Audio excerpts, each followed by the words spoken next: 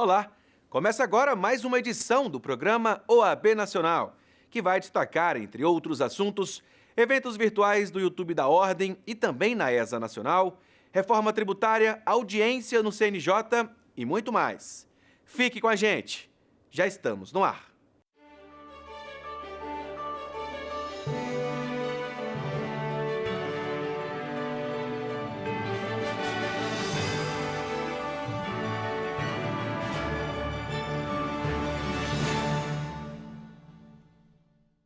Eu começo o programa de hoje com a participação do presidente nacional da OAB, Felipe Santa Cruz, na audiência pública promovido pelo Conselho Nacional de Justiça, que debateu aspectos do regime de trabalho remoto dos magistrados. Saliento que a Ordem dos Advogados do Brasil reconhece esses novos tempos e formas de trabalho. Jamais queremos ser ludistas, estarmos aqui a jogar pedra nas locomotivas, como alguns fizeram no início da Revolução Industrial. São medidas que foram aceleradas, impostas especialmente pelo isolamento social enfrentado pelo mundo na pandemia da Covid-19. Foi certamente essa capacidade de lançar mão de recursos tecnológicos que permitiu à justiça brasileira que ela não fosse paralisada durante esses quase 2 anos que enfrentamos a pandemia. Todos fomos parceiros de uma difícil tarefa, uma difícil jornada, e eu, como presidente da Ordem dos Advogados, nesse tempo de guerra, como costumo dizer, quero aqui de público agradecer o diálogo que mantivemos durante todo esse período nas presidências do ministro Luiz Fux e do ministro Dias Toffoli.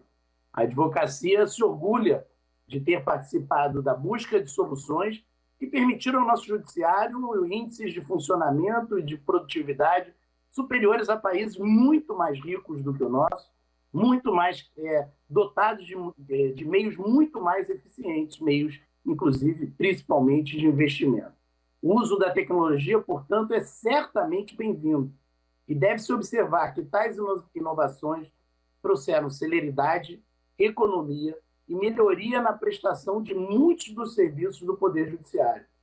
Ainda em seu discurso, Felipe Santa Cruz destacou que um dos principais desafios é a garantia do atendimento eficiente à advocacia pela magistratura. Acompanhe. A atividade do advogado transcende a simples delimitação conceitual de profissão, alcançando o caráter de munus público, com relevante função social. De todo modo, que qualquer procedimento imposto aos profissionais da advocacia que resulte em restrição ao livre exercício da profissão ofende a Constituição Federal, especificamente o artigo 133, bem como a Lei Federal 9.806, de 94. Chama a atenção do possível estabelecimento definitivo do trabalho remoto dos magistrados, significar justamente restrições à advocacia e ao acesso à justiça.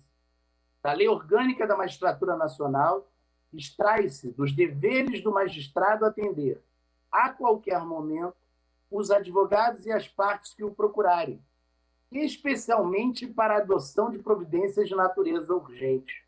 Aqui quero frisar que também mantivemos um produtivo sistema de atendimento online, despachos, em todo o país. Sou testemunha disso.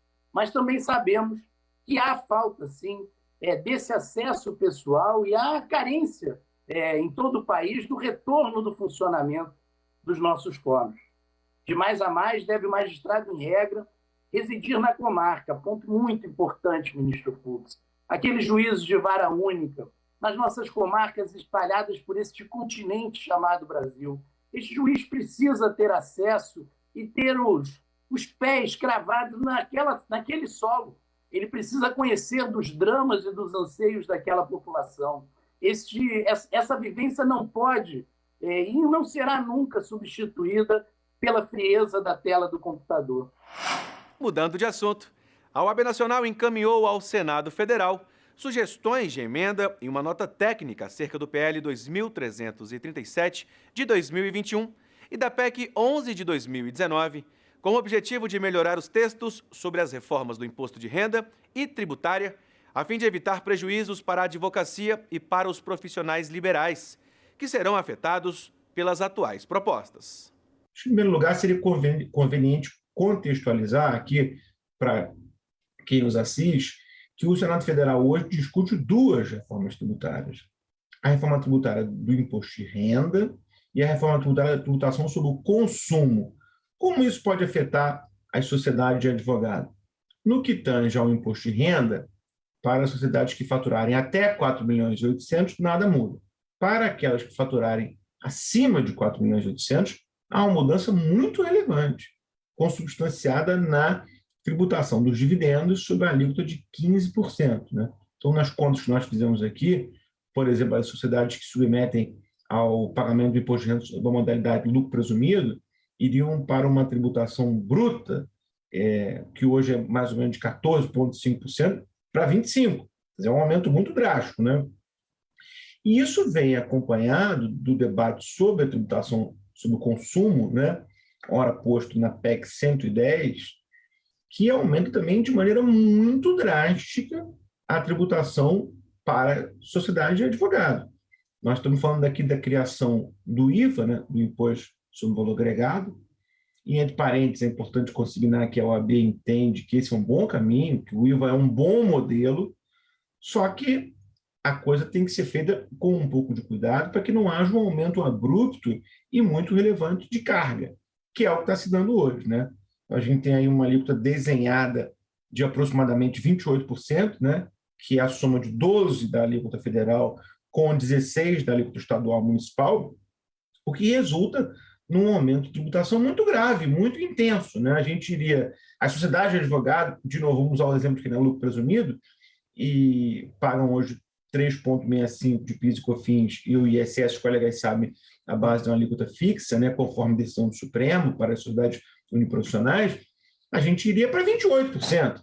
Ah, tudo bem, esses 28% são plenamente não cumulativos. Sim, mas é de uma ingenuidade comovente a gente imaginar que vai ser simples de embutir mais 28% nos nossos honorários para que os clientes eventualmente tomem crédito, e tomem crédito só se forem pessoas jurídicas.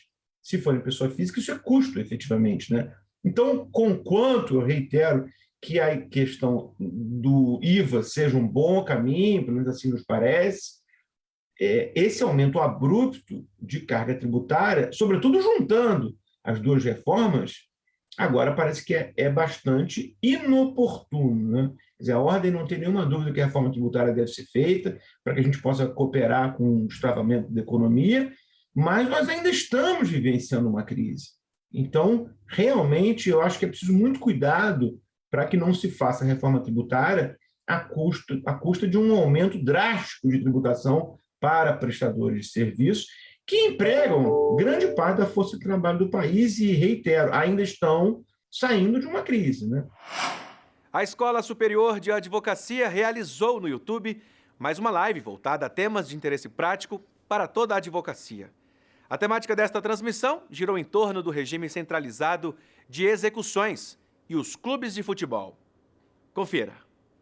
Um prazer muito grande poder falar sobre direito desportivo e, principalmente, sobre essa lei, a 14.193, que traz uma série de novidades no âmbito do direito desportivo dentro do ordenamento jurídico brasileiro. Então, Rafael, para quem não conhece, né, essa lei, que é uma lei muito recente, uma lei muito nova, está em vigor desde o dia 6 de agosto de 2021, portanto, menos de 2 meses, mas uma lei que já dá o que falar, tendo em vista que muitos têm sido ali os provimentos jurisdicionais, não é mesmo, para que o regime centralizado das execuções seja concedido para os clubes. Então, é importante dizer, essa lei, ela tem um contexto amplo. Ela trata da sociedade anônima do futebol, mas também ela trata de métodos de governança, de administração das entidades de prática desportiva e também ela dispõe acerca do pagamento das dívidas de natureza trabalhista e natureza civil dos clubes. Portanto, não é uma lei que trata somente da sociedade anônima do futebol, de modo de transformação, né, de uma entidade associativa para uma sociedade empresarial. Essa lei, ela transcende a sociedade anônima do futebol. E sociedade anônima do futebol, que é uma realidade em muitos países. As principais ligas de futebol do mundo têm clubes na modalidade empresa, ou seja, não são associações civis sem fins lucrativos. Outro tema discutido no canal da ESA Nacional no YouTube tratou das técnicas de redação jurídica, uma escrita sem erros.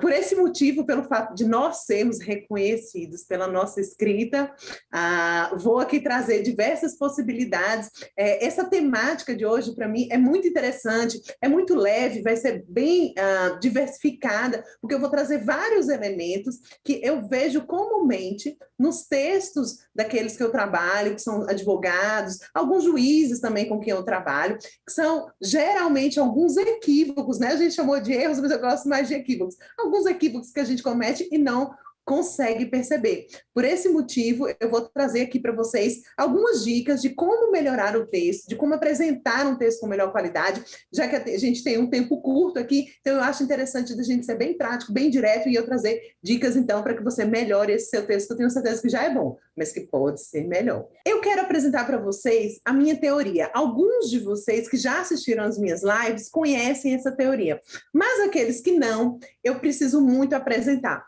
porque foi uma teoria que eu desenvolvi ao longo dos meus anos de trabalho, que fez com que eu conseguisse perceber de maneira imagética, ou seja, trabalhando com imagem, como que eu posso representar aquilo que eu desejo fazer em relação a um texto, em relação ao seu texto. Então, é fundamental que a gente organize o texto, que deixe ele limpo, simples, preciso e, principalmente, que ele traga todos os elementos de linguagem para que tenha uma comunicação eficiente. Então, eu desenvolvi uma teoria que ela diz respeito a alguns elementos um pouco infantis, mas que são efetivos. O Lego é um elemento maravilhoso para eu representar essas questões de linguagem. Então, imaginem aqui que você tem um repertório. Isso aqui é todo o repertório que você adquiriu ao longo dos seus anos. Imagine que cada peça é uma palavra que está no seu repertório. E que cada palavra, para você, vai ter uma representação simbólica. Quando eu disser assim, por favor, escreva para mim um e-mail, ou, por favor, escreva uma petição, uma apelação, você vai pensar, por meio dessas palavras, de como você vai trazer essa produção textual. Programa Anuidade Zero, um benefício para a advocacia de todo o país, que realiza transação nos estabelecimentos parceiros ou lojas virtuais participantes do programa. É fácil. Você compra e acumula pontos que podem ser convertidos em descontos no valor da sua anuidade. Quer entender como funciona? Acompanhe no vídeo.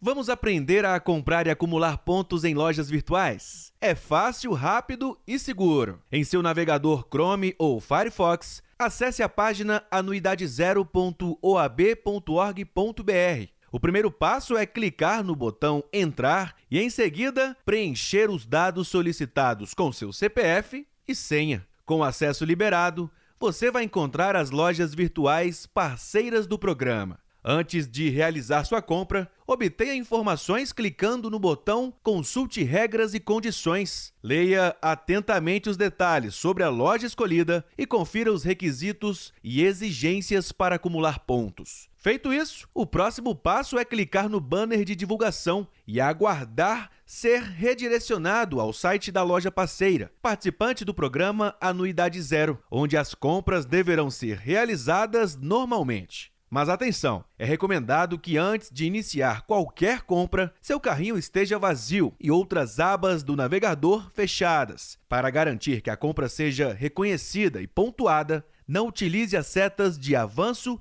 e retorno do seu navegador. Além, claro, de não utilizar bloqueadores de anúncios nas suas configurações de internet. Uma vez que a compra for concluída e finalizada, ela será apresentada em sua conta como pontos pendentes em até 5 dias. Já a confirmação da transação será realizada em até 120 dias. Pacotes de viagem, reservas de hotéis, passagens aéreas e aluguel de carro podem ser validadas em até 90 dias após a utilização ou check-out. Consulte o regulamento e faça parte do programa Anuidade Zero.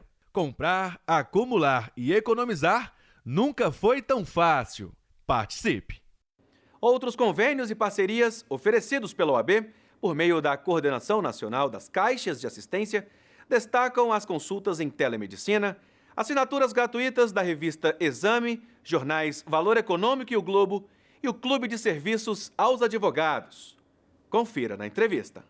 Nós, do CONCAD, temos feito um trabalho de ampliação dos nossos convênios voltados para a saúde e para o bem-estar da advocacia. Talvez você já conheça os nossos convênios, como convênios com a Latam, convênios com diversos tipos de lojas, restaurantes em todo o Brasil e agora ainda mais numa ampliação importante de 2019 para cá. Nós fechamos convênios, por exemplo, com cartão de crédito, através de uma parceria com o Banco BRB de Brasília, que retorna a sua anuidade através da utilização desse cartão de crédito.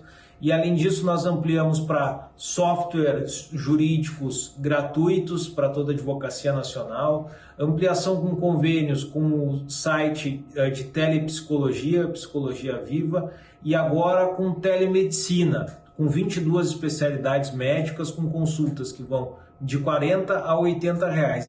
Acesse agora mesmo o site da UAB e confira esses e outros convênios e parcerias oferecidos pela Ordem dos Advogados do Brasil para toda a advocacia brasileira.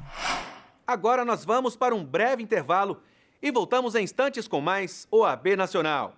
É muito rápido, não saia daí.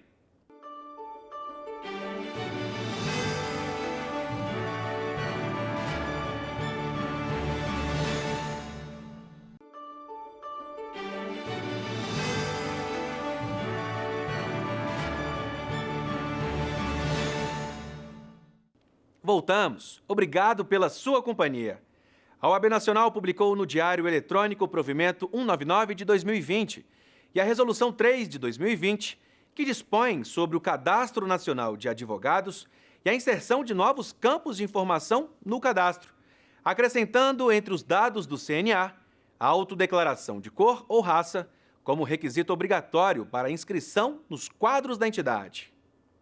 Essa já era uma necessidade muito grande, não é? Era uma demanda que toda a advocacia negra já vinha solicitando e lutando por isso, no sentido de fazer com que a própria instituição e nós mesmos soubéssemos onde estávamos, qual o nosso contingente no universo desses 1 milhão e quase 300 mil advogados que existem no sistema OAB e, sobretudo, para que, a partir daí, inclusive, a nossa legitimidade fosse ampliada no sentido de reivindicarmos espaços e uma maior representatividade, além das demandas que são próprias nossas, né? E que, a partir daí, sabermos quantos somos da entidade, no seio da entidade, isso também nos fortalece. Então, eu penso que é uma vitória da advocacia brasileira, em particular da advocacia negra, e, sobretudo, essa capacidade de escuta e efetivação que a atual diretoria executiva, presidida por Dr. Felipe, teve essa capacidade de implementar nessa gestão. Sem sombra de dúvidas, essa é uma ação afirmativa, a autodeclaração, ela mesma se constitui em mais uma ação afirmativa e que vem, sem sombra de dúvidas, a fortalecer esse último ganho que a advocacia teve, que foram os 30% das cotas raciais.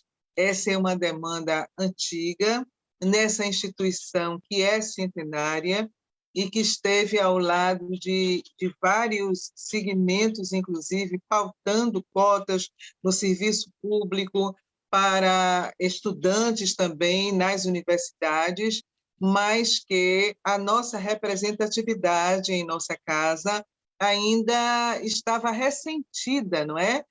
Dessa aplicação no seio da nossa própria instituição. A OAB Nacional realizou no YouTube o primeiro encontro virtual da Comissão Nacional dos Direitos da Pessoa Idosa, com a temática A Pessoa Idosa e o Estatuto do Idoso na Atualidade. O evento foi aberto ao público. Dizer que da importância desse evento para que possamos discutir uma agenda importante, discutir o Estatuto do Idoso e a sua efetividade na atualidade. Discutir o Estatuto do Idoso é pensar no nosso futuro, no futuro de cada um de nós, é pensar que precisamos cobrar das autoridades competentes, de toda a sociedade em geral, ações que efetivamente possam contribuir para que o futuro dos idosos, que é o futuro de cada um de nós, seja um futuro melhor, com qualidade de vida, com maior expectativa de vida, com independência e com apoio das autoridades, para que tudo isso seja efetivado. Tanto da Constituição como do Estatuto do Idoso, me leva a uma outra reflexão, que é da relevância de que a OAB mantenha uma comissão específica de defesa dos direitos da pessoa idosa.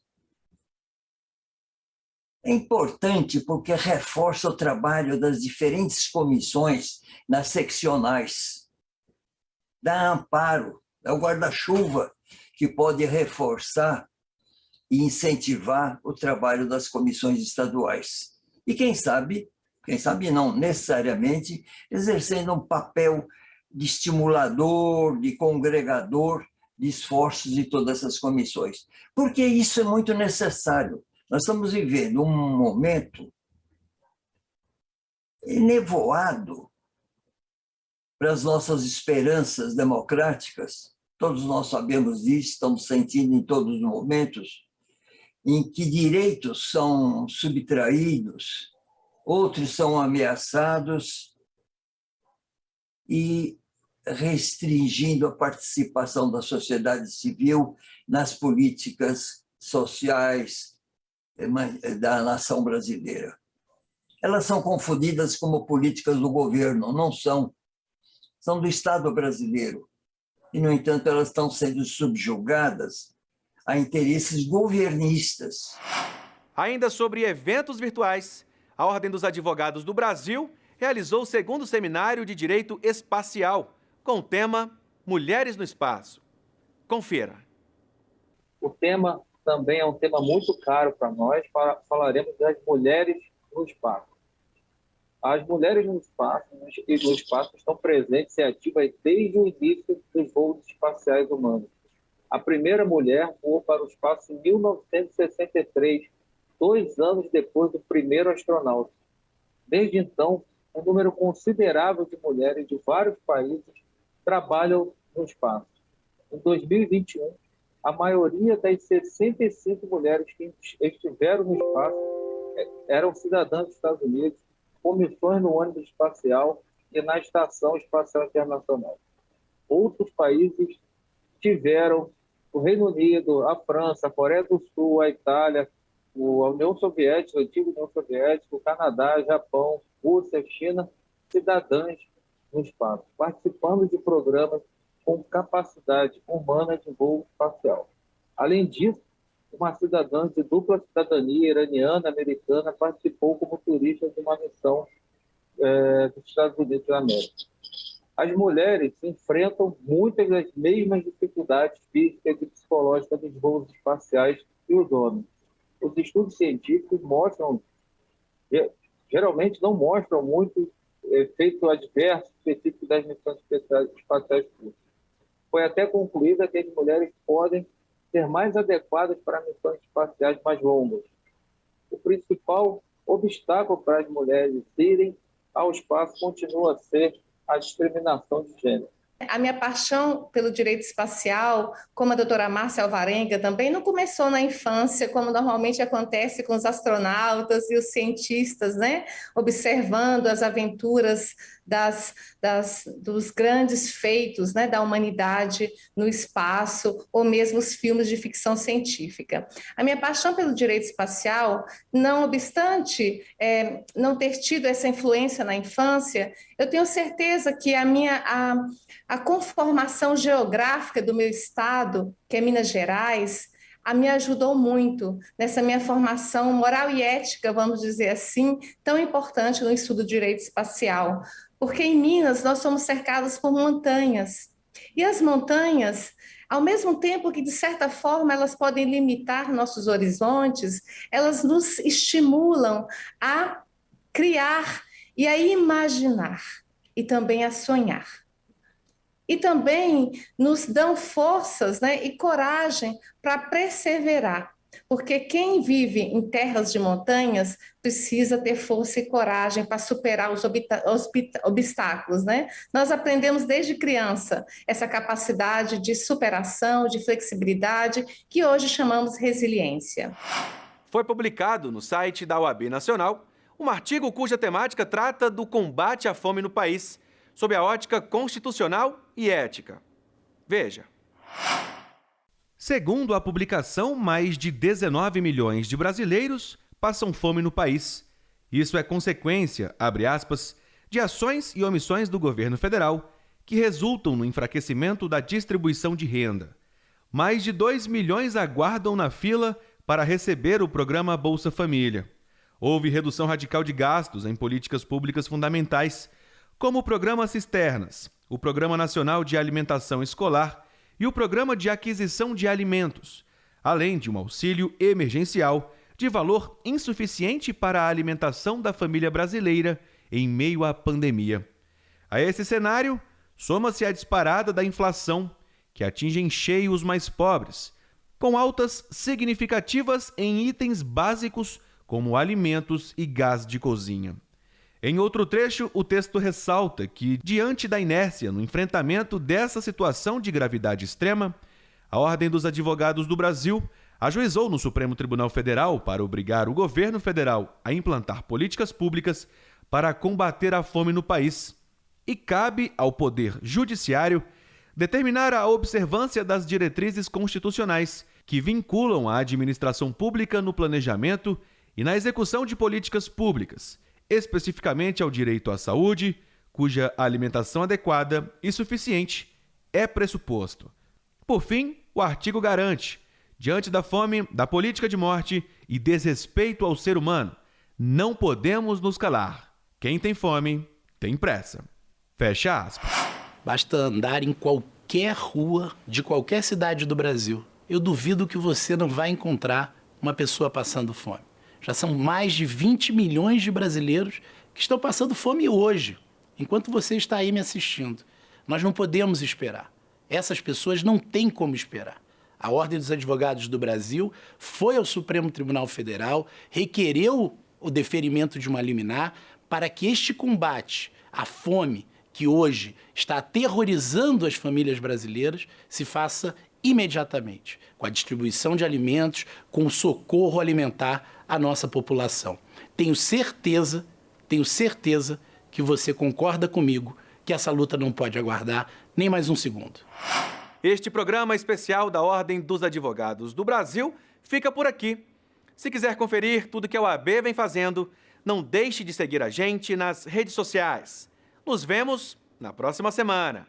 Até lá!